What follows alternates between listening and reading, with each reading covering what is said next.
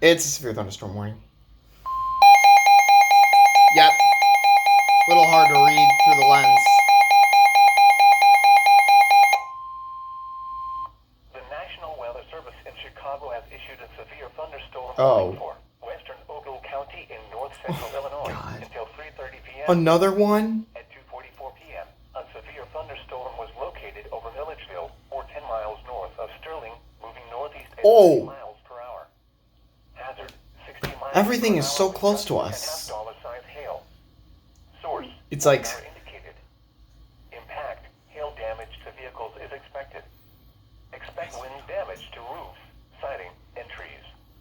Locations impacted include Mount Morris, Polo, and Forreston.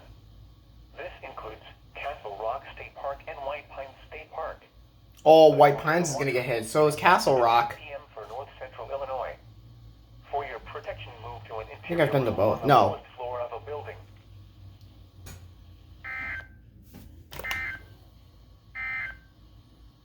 The tornado Okay, no doubleheader.